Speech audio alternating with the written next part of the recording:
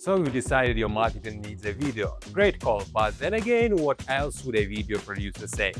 You need animation, but which kind? 3D feels expensive, and 2D might send the wrong signal about your product's price point. Today we are covering all of it, which animation style fits which product, what subtypes exist, and how I can help across the board. My name is Sergey Rodin, founder of Lava Media, a video marketing agency. We have extensive experience in 2D animation for SaaS startups and 3D animation for smartphone manufacturers. And over the last few years, we've been doing a lot of AI videos as well. Marketers usually come to animation for one of these three reasons: creative need, budget constraints, or tight deadlines. Any one of these can rule out live action shooting. Creative need: when you have under 10 seconds, the video will run without sound and your audience isn't fully paying attention. Think screens in shopping malls or airports. Telling a classic ad story in that format is really hard. So spending full production resources on a live shoot often doesn't make sense. Animation lets you create bold visuals, unusual shapes, and eye-catching motion that stops people mid-scroll or mid-walk. For several years, we created animation video ads for Meizu smartphones. Every time we needed a strong visual concept that would make a mall or airport visitor notice the screen and remember the brand name. We weren't selling specs, we were building brand awareness. Animation delivers that perfectly. The second creative reason is when something simply can be filmed. My favorite example, a job search portal like Indeed. You could shoot it, but the budget would rival a scene from Dune. Or take our project for a construction materials company. The road insulation and runway heating systems are built inside the road itself. You can film them in action. The only way to visualize that is through the animation. Budget and time constraints are more straightforward. Live action almost always costs more and takes longer than animation. So, 2D or 3D? Honestly, the short answer is go with whatever feels right when you look at the references your agency or production company brings, where a specific concept and message will always show you several visual directions. Pick what you think will resonate most with your audience. But there are a few unwritten rules worth knowing. Rule number one: it depends on your product. For tech and SaaS products, 2D animation has become the industry standard. It's the best format for visualizing abstract processes, data flows, code, and systems. It's also where motion design techniques really shine.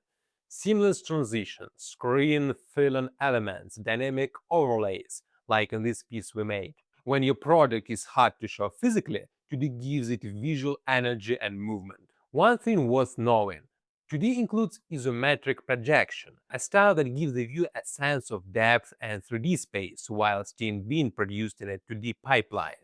We have an example of this on screen right now. This is actually a great example of our art director presenting a client with several 2D styles: flat, shape-based animation, isometric, and frame-by-frame illustration. The client connected with isometric, and that's what we built. Training videos and tutorials also work beautifully in 2D. We made a safety training video for chemical company using that flat shape illustration and animation. It's fast to produce and very clear for viewers when visualizing complex topics. If you have a physical product, you'll almost certainly need a 3D model of it.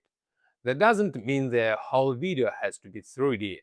In the Meizu videos, the phone was a 3D model, but the backgrounds and environment were all 2D illustration and animation. I did a full breakdown of 2D animation price in a previous video, link in the description.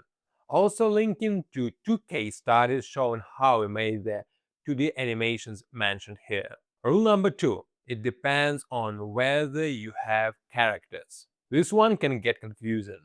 Sometimes you watch a video with what looks like a hand-drawn 2D character, and it was actually built using 3D techniques, and the other way around.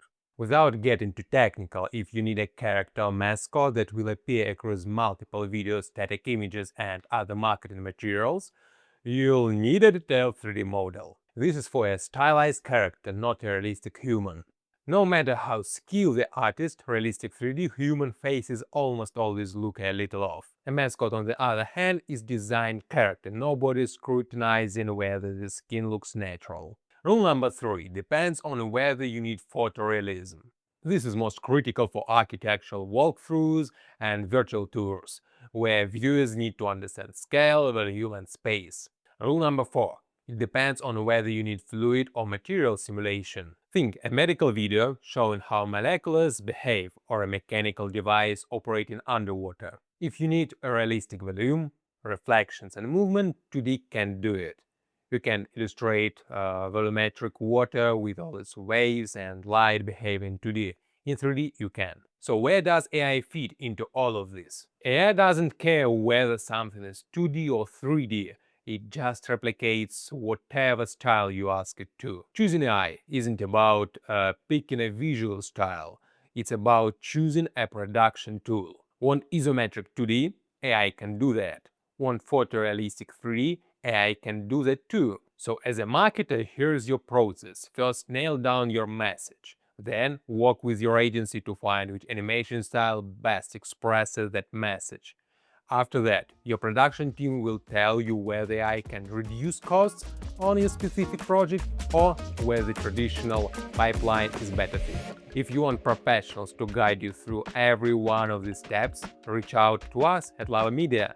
Link in the description. See you next time.